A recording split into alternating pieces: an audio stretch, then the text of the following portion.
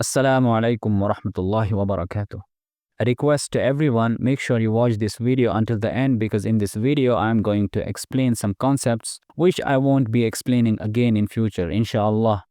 So make sure you watch this video until the end.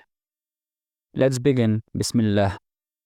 In Arabic, a verb, يعني فعل, is of three types. Number one, al-fi'l al-madi, which indicates an action that has taken place in past. Number two, al-fi'l al-mudari', which indicates an action that takes place in present, and in the Quran it is also used for future. And number three is fi'l al-amr, which is the imperative verb. Let's start with al-fi'l al-madi. As explained in the previous lesson, the word fi'l is used as a template for making different verbs. Let's learn how it works. In fi'l madi, the first radical, which is known as fa'ul fi'l, has always a fathah on it.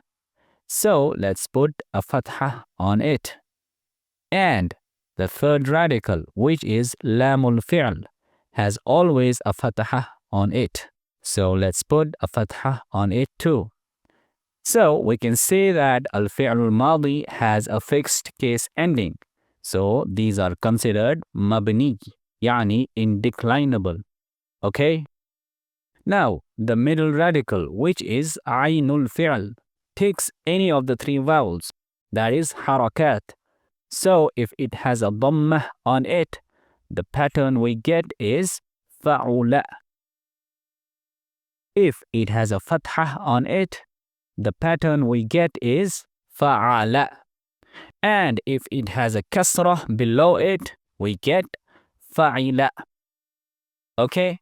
Likewise, al-fi'l al-mudari', which has an additional letter attached in the beginning, which is ya this time, it changes according to the gender or number of the subject. Or it changes according whether the subject is first person, second person, or third person. And the letters it takes are presented in mnemonic form anaytu, which consists of hamza, noon, ya, and ta. And it has always a fathah on it. So let's put a fathah on it. Then the first radical, which is fa, has sukoon on it. And the third radical, lam, has normally a dhammah on it. So let's put a dhammah on it. However, it may have a fathah or sukoon on it as well, which we will learn in future inshallah. This means al-fi'l al-mudari' is declinable, yani mu'rab.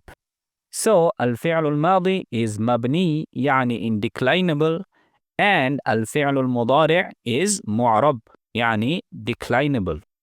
Again, the middle radical, which is aynul fi'l, can take any of the three harakat. So if there is a dhammah on it, it becomes yaf'ulu. If there is a fathah on it, it becomes yaf'alu. And if there is a kasrah below it, it becomes yaf'ilu.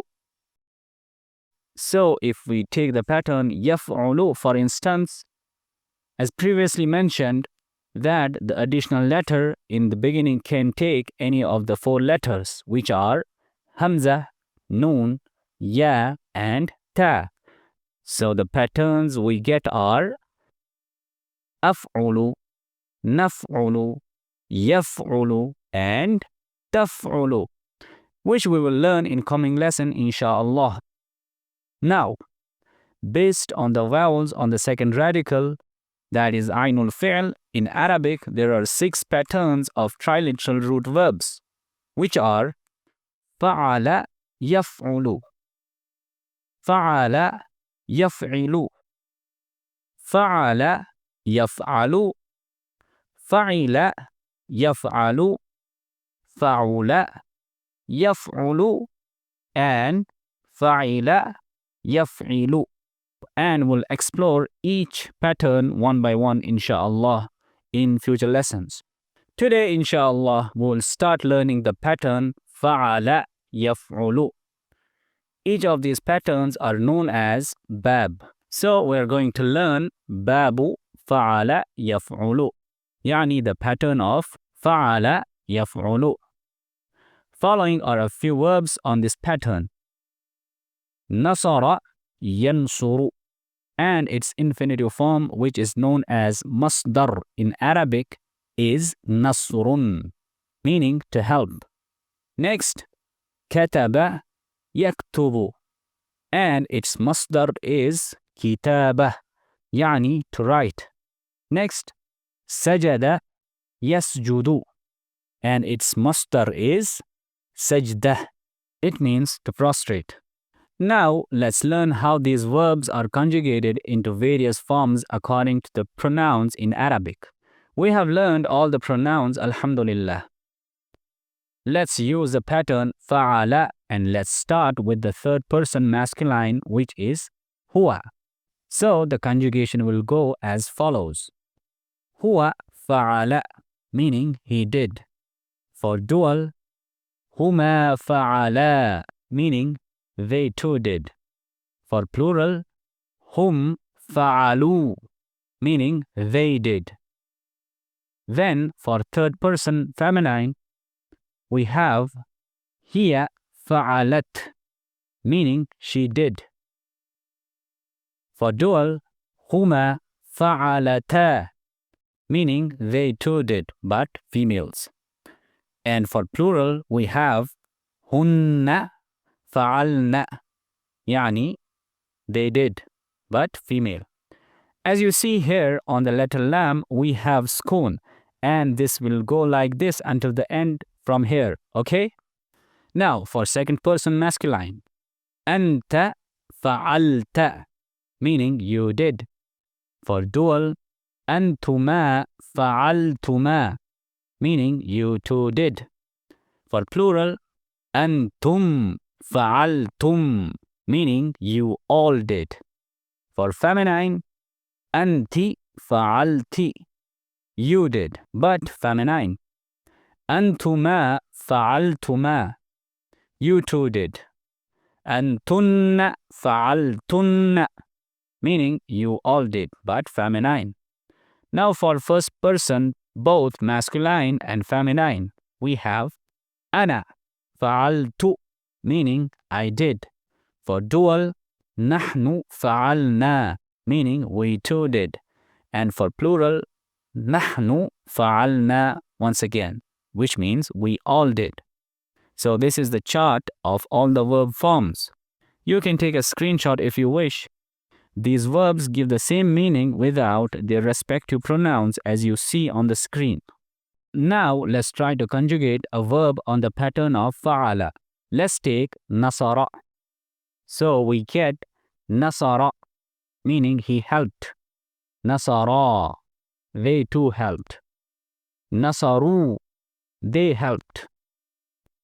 Nasarat, she helped. Nasarata, they too helped, but female. Nasarna, they helped, but female.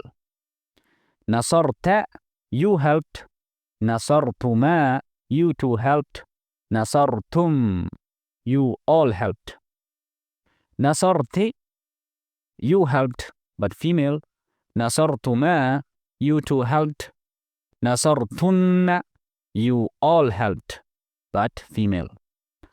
Nasartu, I helped. Nasarna, we too helped. And nasarna, we helped.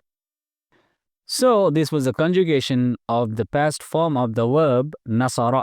I leave the rest of the two for your homework, which are kataba and sajada. Next, for third person verbs, there is a special rule. If the verb precedes the subject, that is fa'il, then the verb used will always be third person singular form, even if the fa'il is dual or plural. Otherwise, the verb will follow the number of the subject. Let's understand it with the following examples. كتب الطالب الدرس, meaning the student wrote the lesson. الطالب كتب الدرس. In both of these examples, we see no difference except the verb and the subject interchanging their place. Now let's have a look at the next example. كتب الطالبان الدرس. كتب الطالبان الدرس. The two students wrote the lesson. You see, the subject, which is الطالبان, is dual. However, the verb used is as same as it is used for singular subject. Now, if the subject precedes the verb, the same sentence in Arabic will be الطالبان كتبا الدرس. الطالبان كتبا الدرس. Here the verb follows the number of the subject. Next example for plural. كتب الطلاب الدرس. The students wrote the lesson. Again, you see the verb precedes the subject, so it is in the singular form. And when the subject comes first, it becomes الطلاب كتبوا الدرس. Here the verb follows the number and is in the plural form. Now, let's take a quick look at the feminine forms. كتبت الطالبة الدرس. Here you see that there is a sukun on ta in كتبت. And to connect it with the noun, the sukun is replaced with a kasrah. So instead of saying كتبت الطالبة, we say كتبت الطالبة. So كتبت الطالبة الدرس. And it means the student, which is female here, wrote the lesson. Since this is the singular form, so the verb will remain unchanged. So when the subject comes first, it becomes الطالبة كتبت الدرس. Next, the dual form. كتبت الطالبتان الدرس. كتبت الطالبتان الدرس. The two students, which are female, wrote the lesson. And الطالبتان كتبتا الدرس. الطالبتان كتبتا الدرس. Okay? Next, for plural. كتبت الطالبات الدرس. كتبت الطالبات الدرس. The students, female students, wrote the lesson. And when noun comes first, it becomes الطالبات كتبن الدرس. I hope that's clear. One more example to make it clear. نصر المسلمون المسلمين. المسلمون نصروا المسلمين. المسلمون نصروا المسلمين. Meaning the Muslims helped the Muslims. نصرت المسلمات المسلمات. نصرت المسلمات المسلمات. المسلمات نصرن المسلمات. المسلمات نصرن المسلمات. The Muslims, which are female, helped the Muslims, which are female. Okay? Finally, don't get confused with the verbs like nasarna, meaning we helped, and nasarana, meaning he helped us. In the first example, there is kasrah on the third radical, which is ra, indicating that it is first person dual or plural form. And in the second example, there is a fathah on ra, indicating it is third person singular masculine form. And na is the direct object known as maf'ul bih, and it is a complete sentence. For example, nasarna zaydan, meaning we helped Zayd, and nasarana zaydun, meaning Zayd helped us. A few more verbs on this pattern are kharaja yakhruju khuruj, meaning to leave. For example, kharaja Muhammadun min al-fasl. Muhammad left the classroom.